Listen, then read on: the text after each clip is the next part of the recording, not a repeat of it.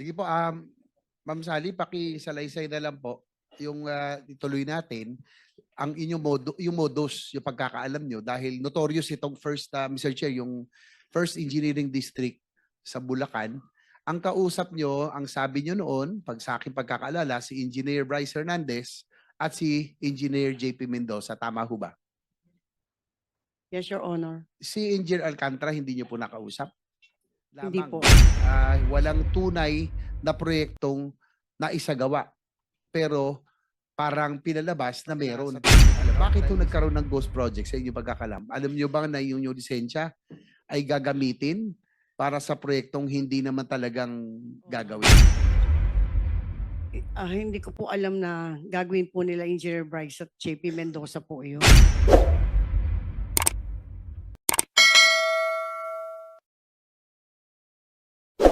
Senator J.B. Ercito is recognized. Thank you, Mr. Chair. Thank you, Mr. Chair. Before I start, gusto ko lang I want to pick up where we left off last time. Ang inaalam natin yung modus para nga in aid of legislation para maiwasan na po ito, no?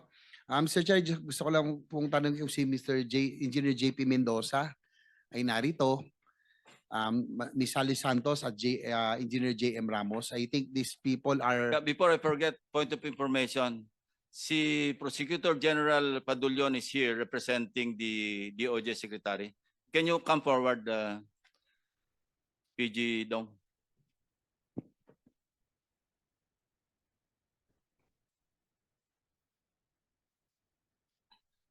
Siguro marami natin sa Secretariat kung nandito po sila JP Mendoza, JM Ramos at Sally Santos. Yeah. JP Mendoza, are you present? Your Honor, yung abogado po ni Engineer JP Mendoza ang nandito pa lang po. Hindi naman abogado, sinupina namin . At saka you cannot answer for him. Go ahead, Senator JB. Yun po, Mr. Chair, kung si JP Mendoza. Si Ms. Sally Santos po, andito po. Ms. Sally Santos, nung nakaraang hearing, nabanggit nyo po na ang kalakaran sa First Engineering District ay humihiram sila ng lisensya at kayo po ang isa sa nahiraman at si Wawaw. Sino po ang ibang mga kontraktor na nahiraman nyo ng lisensya? Mr. Chair, Your Honor, pwede po ba bago po ako magsalita? Pwede po bang humingi po ako ng protection? Say again, Ms. Santos. Bago po magsalita, pwede po ba ako makahingi po ng protection? In your requesting for legislative immunity or protection, you want to Yes remain po. here Para under the protective custody of the Senate, of the committee. Is that what you're asking, ho? basta po protection po kasi natatakot. Anong klaseng protection? Physical, legal, anong klase po? Ay, Your Honor, pwede po ba magpaalam po muna ako sa abogado? Go ahead, go ahead. Saglit lang po. Yes, ma'am. You discuss yung threats of protection. Senate protection po, Your Honor. Mr. Chair, Senate protection meaning physical protection. Opo, So, Your Honor. Gusto niyo pong sa mailalim ng protective custody ng Senado. Opo, Your Honor. Bago namin po i-grant yun, ipapaliwanag ko po sa inyo, kailangan po lahat ng isasalaysay ninyo, pawang katotohanan lamang. I understand you, nagsabit na po kayo ng affidavit, di ba? Yes, Your Honor. At pinarnis na natin sa mga members ng committee. Yes, Your Honor. Hindi, i-distribute para meron kayong guide mamaya paano siya tanungin. So nagkakaintindihan po tayo na mawawala yung inyong proteksyon kapag kayo nagsinungaling. Ano? Yes, Your Honor. Sige po. Any objection? Mr. Chair, Let's rule muna. No objection. So ruled na you're granted your physical protection. Yun lang po ang kailangan ninyo. Yes, Your Honor. Sige po. Senator JB. Sige po, Ma'am Sally, pakisalaysay na lang po yung ituloy natin ang inyong yung modus, yung pagkakaalam nyo dahil notorious itong first, Mr. Chair, yung first engineering district sa Bulacan. Ang kausap nyo, ang sabi nyo noon, pag sa aking pagkakaalala, si Engineer Bryce Hernandez at si Engineer JP Mendoza. Tama ho ba? Yes, Your Honor. Si Engineer Alcantara, hindi nyo po nakausap? Hindi po. So, ilan po, balikan natin, sino pa ho ang mga contractors na mga lisensya ang inyo pong nahiraman? Bukod po kay Wawaw, si Darcy and Ana po. Sino po? Si Darcy and Ana. Darcy and Ana. Nako, opo, nabanggit ni Santola. Sino pa ho? Yun lang po, Your Honor. Sa inyong pagkakalam, itong in-house contracting, ibig sabihin ho nito, Mr. Chair, in-house, meaning papeles lamang, no? Walang tunay na proyektong naisagawa. Pero parang pinalabas na meron, no? Dahil lisensya, ang sabi nyo, hinihiram lisensya nyo nila Bryce Hernandez at JP Mendoza para sa mga proyektong na ipanalo sa bidding. Tama ho ba? Yes, Your Honor. Ilan po ang ghost projects na sa tingin nyo alam? Bakit ho nagkaroon ng ghost projects sa inyong pagkakalam? Alam nyo ba na yung lisensya ay gagamitin para sa proyektong hindi naman talagang gagawin? Actually, Your Honor, hindi ko po alam na gagawin po nila Engineer Bryce at JP Mendoza po yun. Kasi po syempre po, sila po tauhan po ng DPWH. Naniniwala po ako na hindi po nila gagawin yun dahil yung po kasi lisensya ko po, ano po sa pilitan na po nilang iniram po sa akin, katulad po dun sa PL, basta tinawag na lang po nila na yung PL po ay ibibid. Tapos pinasa ko lang po yung technical ko po. Tapos sila na po ang bahala doon sa financial, sila na rin po ang gumawa, Your Honor.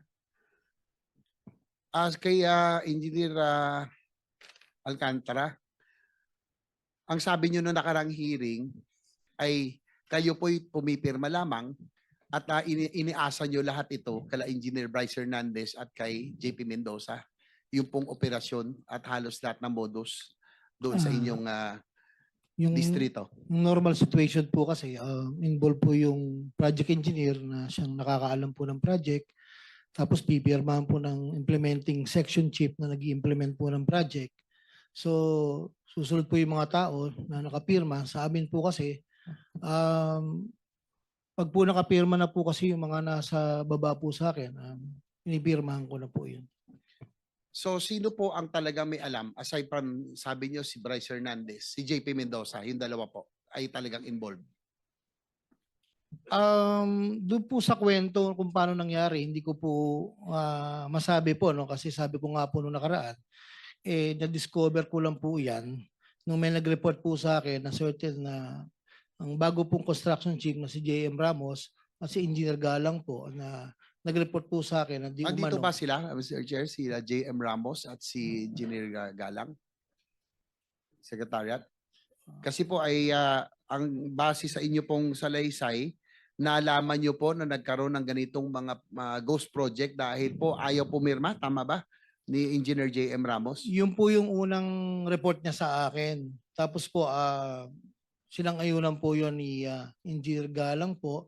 At later po, itong huli po, tinanong ko po yung project engineer na in charge kung bakit nakapirma sila. Meron pong alleged na wala. Yun lang po, Your Honor, Mr. Chair. Mr. Chair, can we invite JM Ramos and JP Mendoza? I think they are vital para malaman po natin ang impormasyon dito sa modus na ito. Yeah. So ordered. Engineer Mr. Bryce? Chairman, I'm sorry, is that an invitation or are we issuing show cause or Actually, subpoena? Because subpoena because yes, invitation lang po ang binigay natin for this hearing. So we will issue a subpoena already. invitation lang po in this particular hearing. Yes. Despite the fact, Mr. Chairman, just to put on record that this person, JP Mendoza, was the one who dragged this representation's name in a. Yes, as I said, invitation lang for Yes. this hearing. So mag-i-issue tayo ng subpoena. Thank you, Mr. Thank you. Chairman. Please proceed, Senator JB. Thank you. I think very vital yung dalawa, tsaka si JM Ramos. Ano po ang papel talaga ni JP Mendoza dito? Engineer Bryce, Kayo ba ang dalawang magkatuwang dito at kumbaga magkasama dito sa pagsasagawa nito mga proyektong ghost o kaya substandard? Your Honor, pwede rin po ba ako humingi ng legislative immunity? As a chairman, Yeah, I leave it to the members. Shall we? Anyway, there are conditions, ano? At maliwanag yung condition. basta kung sasabihin mo yung lahat ng katotohanan, Lahat, wala gaya kang ng tatago. sabi ni Senator ng ating chair, basta po ay nalaman, natuklasan na kayo ay nagsinungaling, babawiin po yung legislative immunity na ibibigay siya at protection. Mr. Chair, pwede ko bang tanungin muna si Bryce, bakit sa House hindi ka humingi ng legislative immunity? Bakit dito humihingi ka? Your Honor, ngayon ko lang din po nalaman na meron po palang ganun na pwedeng gamitin. Pasensya na po kayo. Okay, that's clear. Senator JB. Engineer Bryce, sige, tuloy niyo. Ano po ang naging papel ni JP Mendoza dito? Siya ba ang arkitekto, isa sa mga arkitekto na modus? Your Honor, actually, involved nga po si Engineer JP Mendoza, ako, at saka po si Boss Henry, at saka isa pa po naming project engineer. Sino yung isa pang engineer? Si Engineer Paul Duya po. Mr. Chair, baka if we can also subpoena that Engineer Paul Duya.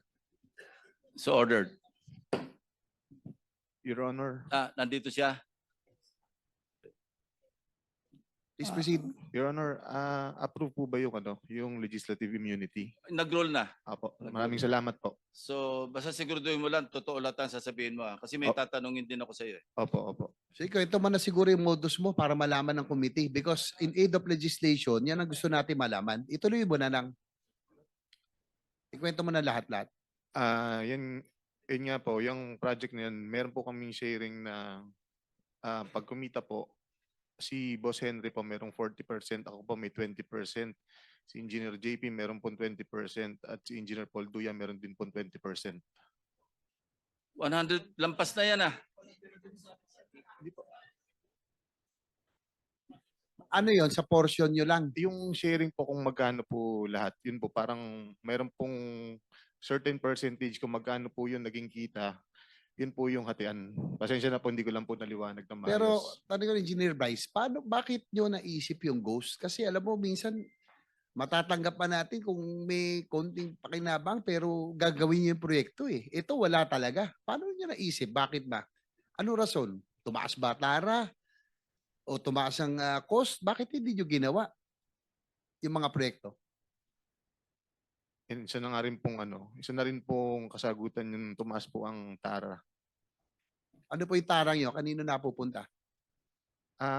Sa proponent daw po, sabi ni Boss, honest, wala po akong direktang pakikipag-usap sa proponent.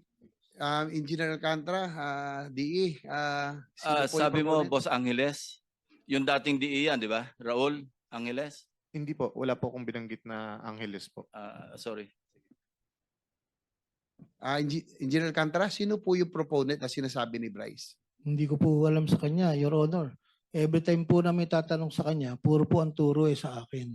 Maliwanag ba naman po rito na sinasabi ng mga contractor na sila po ang kausap dyan, Your Honor. Hindi, pero under oath po kayo, Yes, Engineer sir. Alcantara, para mabawasan na nyo. Turuan nyo na kami, tulungan nyo na kami malaman ng katotohanan. Total, andyan na kayo sa ganitong posisyon, sitwasyon.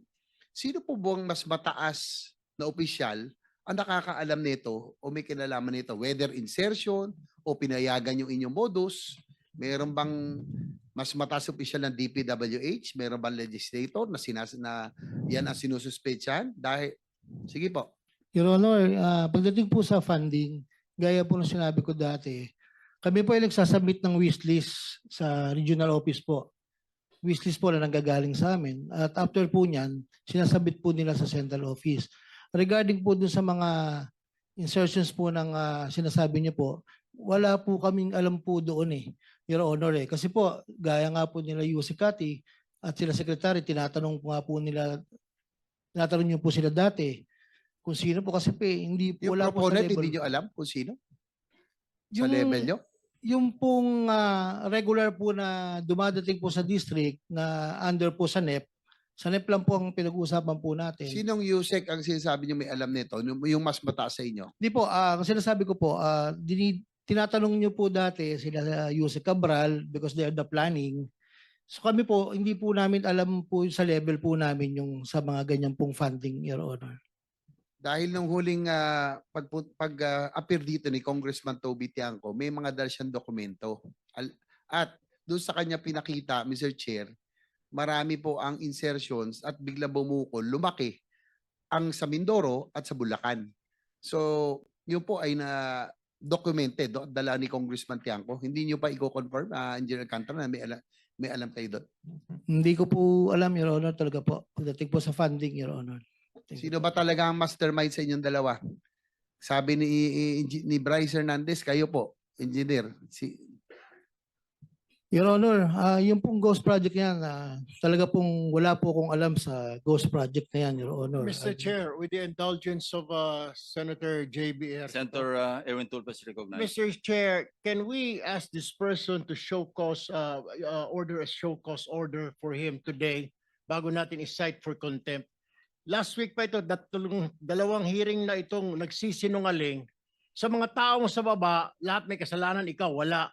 District engineer ka, hindi mo alam na may ghost project. Wala ka ring alam, lumobo yung budget mo. Hindi ba dumadaan sa lamesa mo yan na lumaki yung pondo mo? Mr. Chair, I think this person is lying, so we have to ask him to show cause why he should not be cited for contempt today. Please respond, Mr. Alcantara. Your Honor, kami naman po pag lumalabas po sa GAA, ini-implement lang po namin yung project, Your Honor. At hindi po namin alam kung saan po ng ano yan, Your Honor. Actually po, yung sinasabi ko po sa Ghost Project, talaga pong wala akong alam dyan. At magpapatunay naman po itong project engineer na nandito po sa tabi ko kung paano po nangyari yan. Yung pong sinasabi ng project engineer na Paul Duya, ay kasama po nila yan, Your Honor.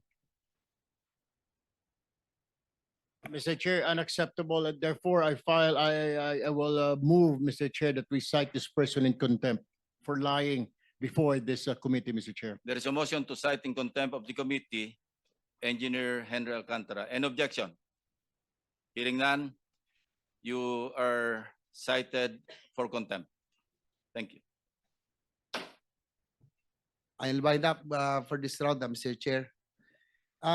Engineer Alcantara, kayo yung inyo pong distrito ay multi-awarded dahil sa high utilization in disbursement. Tama ho ba?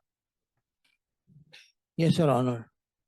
Nakakaano, Mr. Chair, mag-wind up na po ako. Doon daw pa kasi, kahit na halimbawa 30% pa lang ang progress billing ng contractor, ay 40 to 50% na raw ang sinasabi, ang nakukuha nilang cheque. Bakit ito nangyayari yun? 30% pa lang ang sinisingil pero ang inyong binabayad nasa 40 to 50% na. Yeah, that's your last question because your time is up. Your Honor, ako po kasi nagdidepende lang po ako dun sa statement of work accomplished na pinipirmahan po ng tao ko. Kung ano po ang accomplishment na nasa field, sila po kasi ang nagsacertify po ng Your Honor. Thank you po. Thank you, Mr. Chair. Siguro, last time, Bryce, sino ang proponent? Alam mo ba? Ayaw kasi sabihin ni Engineer Alcantara eh. May alam ka ba? Sabihin mo na, para may inyong immunity na sa'yo. Ang sinasabi lang po sa amin ni Boss, wala po akong specific kagaya po nung sa iba na sa ibang senators po na nabanggit ni Boss. Pero dito po, wala po siyang specific na sinabi kung kanino po.